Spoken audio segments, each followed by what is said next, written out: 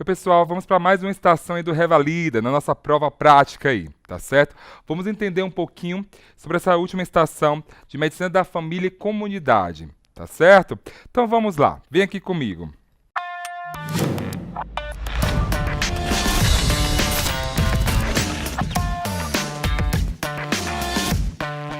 Então vamos lá, nossa estação de Medicina da Família e Comunidade.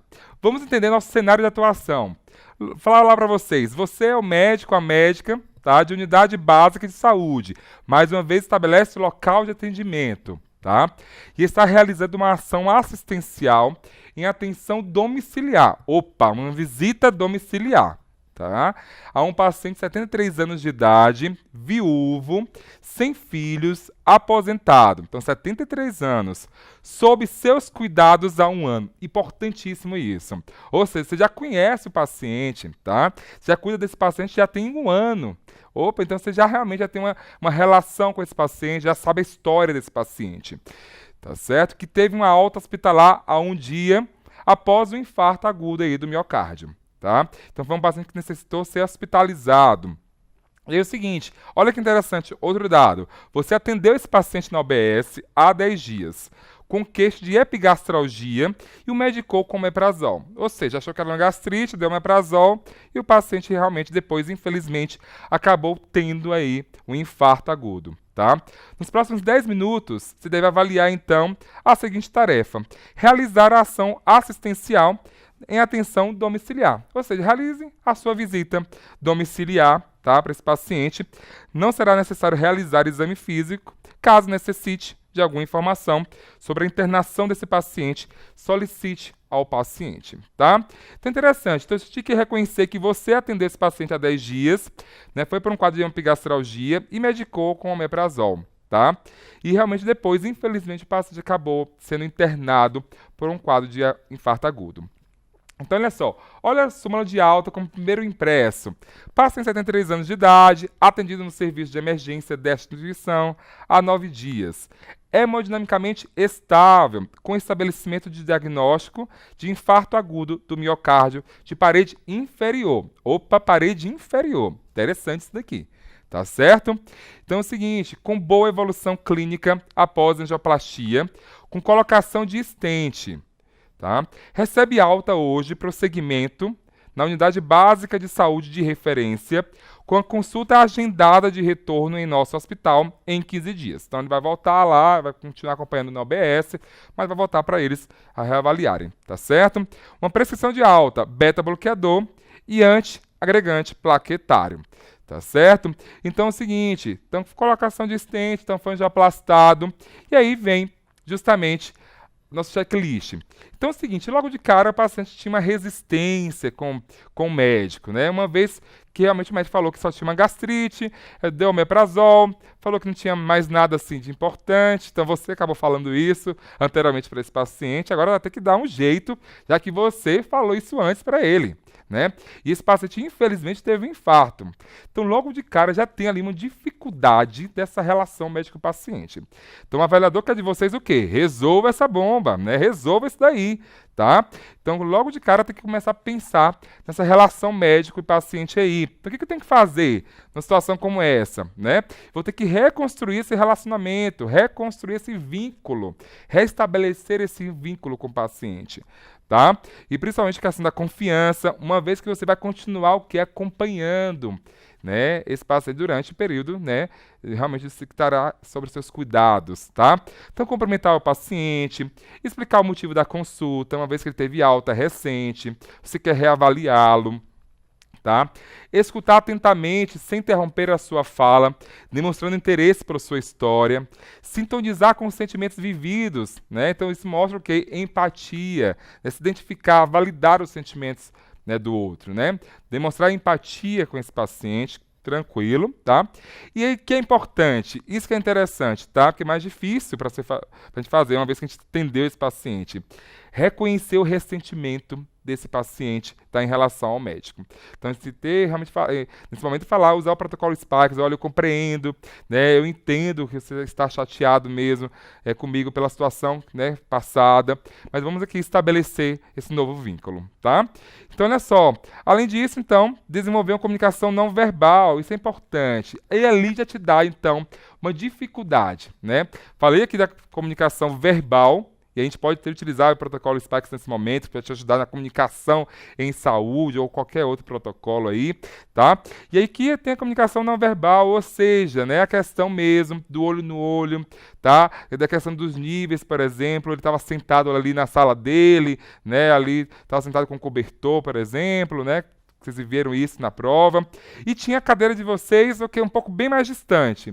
Então, como que eu posso estabelecer uma relação médico-paciente se eu estou super distante desse paciente? Né? Não dá para fazer isso. Então, é uma ação adequada, pegar a cadeira mesmo, puxar e ficar próximo do paciente. E aí, realmente cabe aí uma discussão que algumas pessoas não se atentaram a isso, mas mesmo assim se agachou, ficou realmente ali, tentou manter a questão do nível ali, do olhar, realmente para o paciente. Tá? Então isso é importante.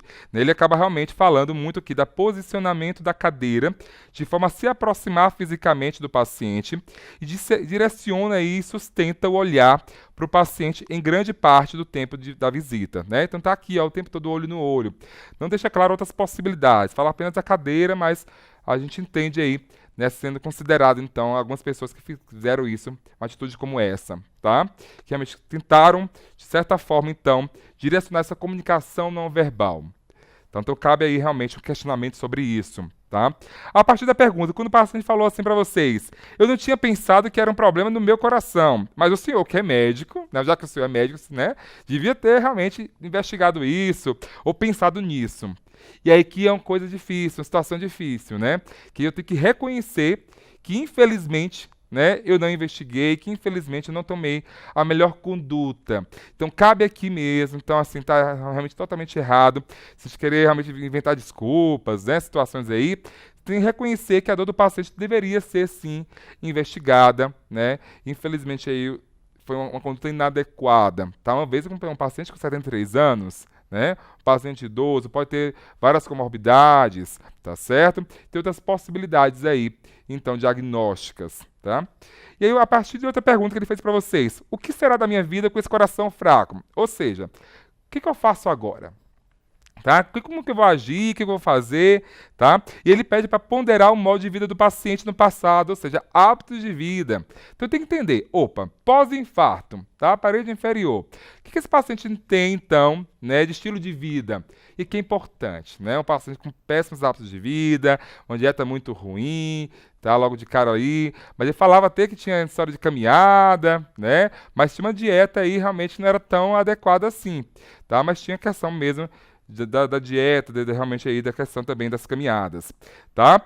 E aí o seguinte, então ponderar a questão da parte passada, do presente, no futuro, levar em consideração então aí a questão dos desejos, dos interesses da vida, a questão social, tá? E mais uma vez restabelecer com esse paciente o quê? Um outro plano de cuidado. Mas aqui é importante, tá? O que seria considerado aqui, essa observação é super interessante no checklist. Não posso impor ao paciente o que ele tem que fazer. Tentar envolver o paciente numa situação como essa, tá? No plano de cuidado. Ou seja, ele tem que se sentir responsável pela mudança, tá? Em relação ao seu cuidado. Não somente o médico como realmente orientador, tá? Esse vínculo é importante. Então aqui, ó, considerar inadequado se houver imposição de mudança, tá certo? Então vamos lá, estabelecemos então que tem que ter um plano de cuidado. Então como seria esse plano de cuidado? Vamos então entender quais seriam aí os motivos importantes, tá? Então vamos lá, vem aqui comigo. Então olha só, a primeira coisa é orientar o paciente a respeito de nutrição. É um paciente que tinha péssimo hábito alimentar, então é importante, eu tenho que considerar então redução de ingesta de sal, aumento de ingesta de frutas, verduras, peixes, tá? Fala das gorduras aí, uma vez que o paciente tinha realmente esse hábito alimentar inadequado, tá certo? E aí que vem um ponto desse checklist que ficou um pouco realmente falho aí, porque não é dado para vocês, tá? A questão do peso, a questão, por exemplo, das medidas desse paciente, tá? Então, nesse caso, é importante sim lembrar, uma vez que a obesidade pode ser um fator de risco para uma situação como essa, tá? Então, repactuar com esse paciente a questão do peso, de obesidade. Mas eu entendo a dificuldade, uma vez que não foi deixado claro para vocês tudo isso na estação. Tá? Além disso, orientar o paciente acerca de atividade sexual, que pode ser reiniciada em 2 a 4 semanas após a alta hospitalar. Esse é outro tópico que eu conversei com alguns alunos, tá certo? Nem todos aí realmente o paciente questionou sobre essa questão sexual. Então, realmente um dado que fica meio realmente em dúvida. Por quê? Porque talvez não tenha sido questionado logo de cara, tá certo? Para alguns alunos. Mas só para vocês saberem, tá certo? Uma vez que o paciente teve um infarto agudo miocárdio aí recente, então na fase pós-infarto, fase aguda, principalmente o que? Um mês pós-infarto, que tem risco de complicações como a insuficiência cardíaca, tá? Eu tenho que evitar algumas atividades, né? Então, principalmente, claro, as atividades extenuantes. Então, é permitido uma atividade sexual moderada, tá certo? Mais ou menos cerca de 2 semanas, até no máximo 4 semanas. Então, 15 a 30 dias após esse infarto, tá? Já é permitido. Uma vez que a gente não vai colocar agora o paciente, por exemplo, em teste de cera, tá certo? E além disso, aí o paciente questionou para vocês, né, se podia usar ou não, então, aí a questão do Viagra, né, da sildenafila. Então é o seguinte, um paciente então pós-infarto, tá? Que é um paciente que provavelmente aí vai utilizar em breve, a gente vai ter que avaliar então a necessidade de utilizar então nitrato para esse paciente, tá? Então nesse caso está contraindicado mesmo o uso realmente da sildenafila. Tá? Então, realmente, isso aqui está totalmente correto e o paciente questionava: posso utilizar, então, a medicação? Tá certo?